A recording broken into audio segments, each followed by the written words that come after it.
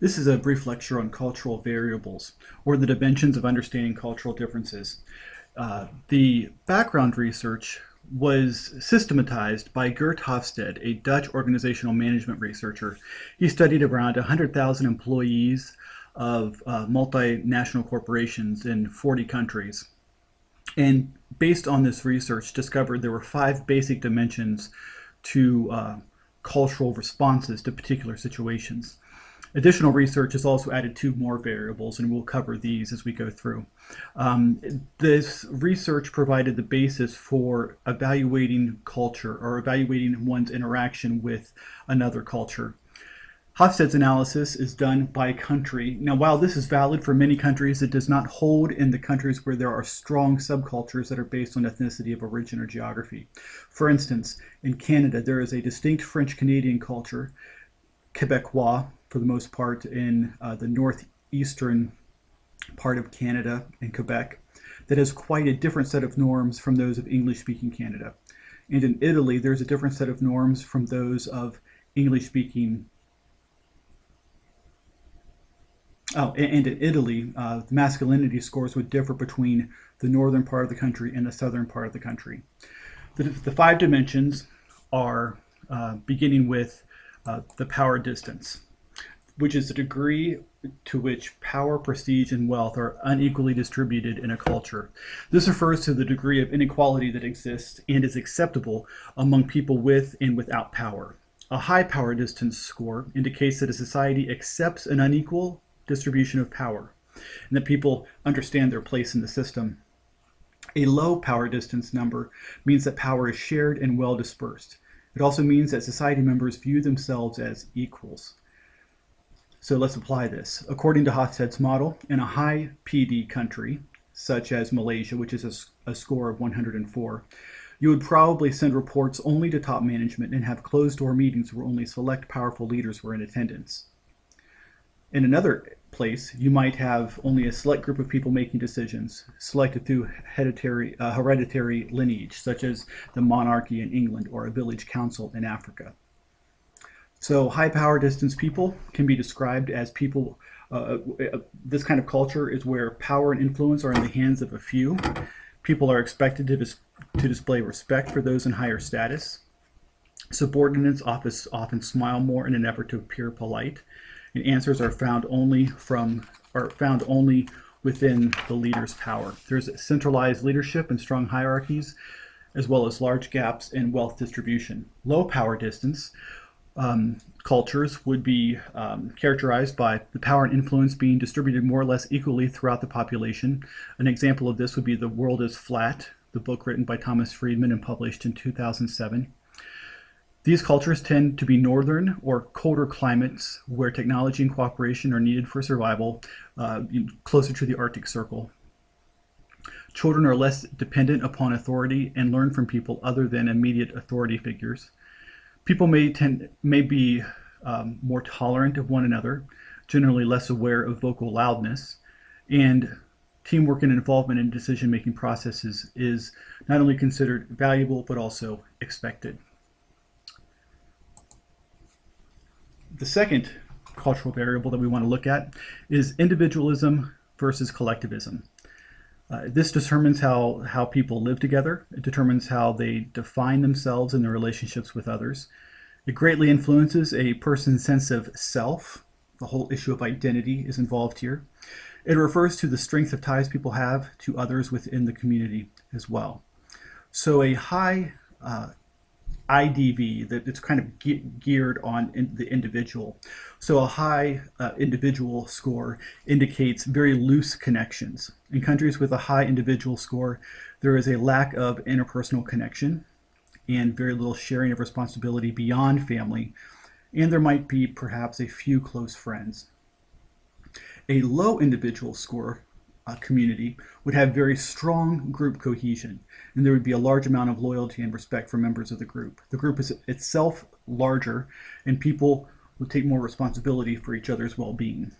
To apply this, Hofstede's analysis suggests that in Central American countries, such as Panama and Guatemala, where the individual score is very low, 11 and 6 respectively, a marketing campaign that emphasized benefits to the community or that tied into a popular political movement would most likely be best understood and more well received.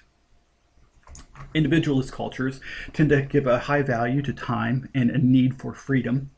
Goals are sometimes set with minimal consideration given to groups other than the immediate family, such as schools, churches, workplaces, and civic groups. These cultures, individual cultures, tend to define people by what they have done.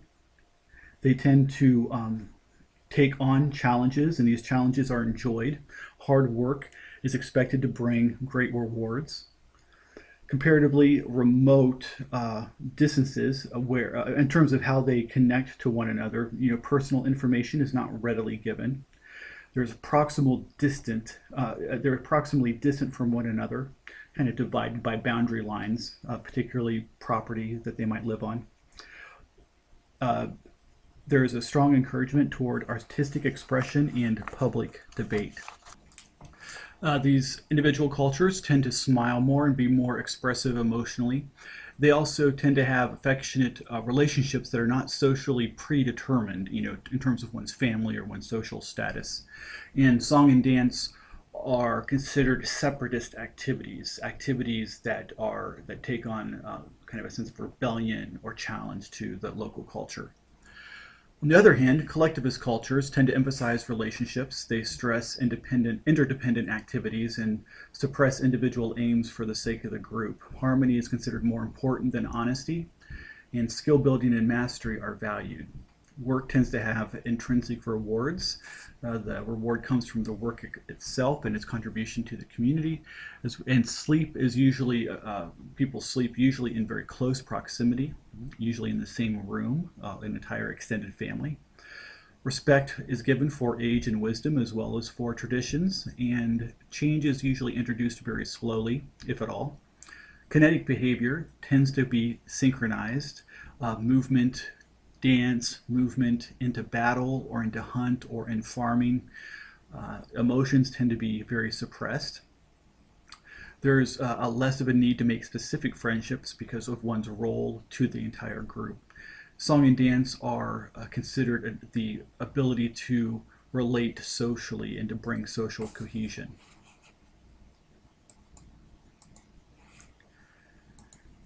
There is a sense as well of another variable would be the difference between masculinity and femininity within a culture. Women's roles tend to vary less from culture to culture than men's roles. However, this refers to how much community maintains values related to traditional male and female roles. This particular variable is geared toward masculinity, high or low score in terms of the masculinity score.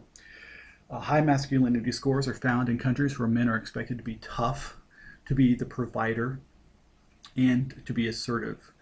If women work outside of the home in these kinds of cultures, the high mass score, they tend to have a separate profession and separate professions available to them than those available to men. Low mass or low masculinity scores do not reverse the gender roles, but in a low mass society, the roles are simply blurred. You see men and women working together equally across many professions. Men are allowed to be sensitive, and women can work hard for professional success. An application of this would be in Japan, which is highly masculine with a score of 95, whereas Sweden has the lowest measured value of 5. According to Hofstede's analysis, if you were to open a business office in Japan, you might have greater success if you appointed a male employee to lead the team and had a strong male contingent on the team. In Sweden, however, you would aim for a team that was balanced in terms of skill rather than gender. Also, we would look at androgynous cultures where both feminine and masculine traits are evident, and egalitarian cultures have less tension between the genders and there's more solidarity and coordination. Masculine culture tends to be those with a high masculine score. There are well-defined and distinct work and activities done by males and by females. The roles are specific. Values placed upon strength, competitive and material success. Individuals are usually ambitious and goal-directed. In cultures geared toward femininity, women can do anything a man can do. Roles can be reversed.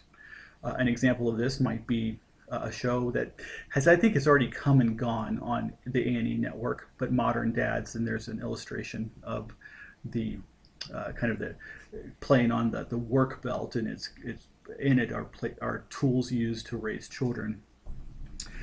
Discrimination by gender is forbidden in this type of culture or greatly discouraged. There's a tremendous value given toward affection and compassion, and there's equal treatment given to men and women. In the next variable, there's a tension between uncertainty and avoidance. UAI is the code for it. And this refers to the degree of anxiety felt in uncertain or unknown situations. And it's the extent to which people in a culture are made nervous by situations they perceive as being unstructured, unclear, or unpredictable. And this relates to the degree of anxiety that these society members will feel when they are in these uncertain situations.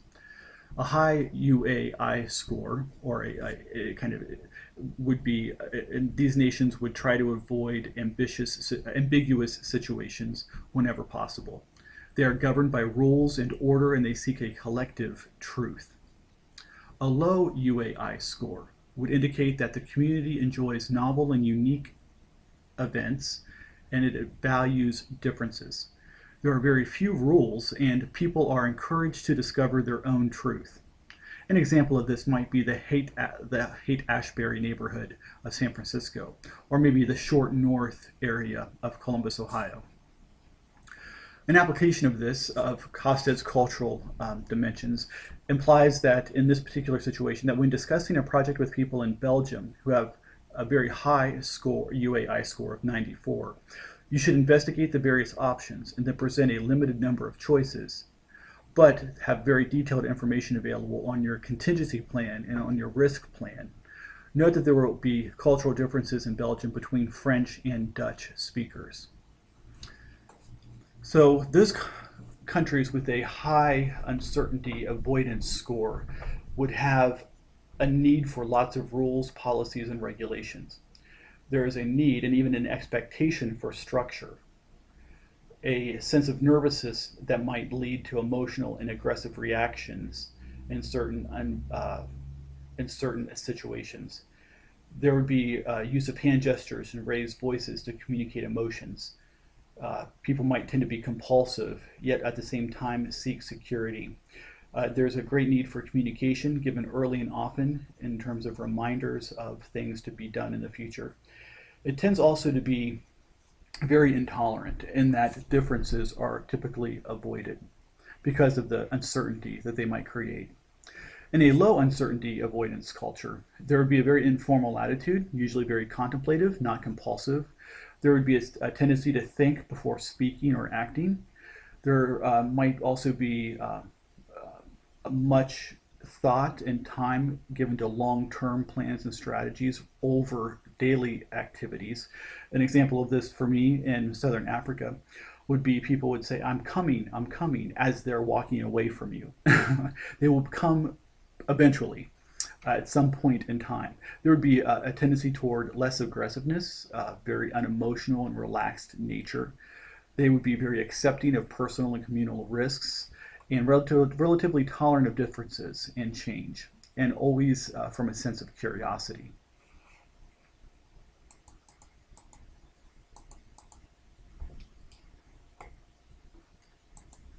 The next variable is long-term orientation, and it refers to how much a society values long-standing as opposed to short-term traditions and values. In a high LTO scoring country or nation, they would deliver on social obligations and try to avoid loss of face. In low LTO scores countries, anything can be expected in terms of creative expression and novel ideas, but not a tremendous value given to tradition. In high LTO cultures, family is the basis and center. Parents and men tend to have more authority, as well as a strong work ethic is given. A high value on education and training, a sense of shame and a sense of commitment and loyalty are very evident. In low LTO cultures, equality and creativity are valued. Reciprocal ethics, in other words, you treat others as yourself, as well as communal respect. Individuals are restricted less by public shame, more by inner guilt, and with very little hesitation when considering change.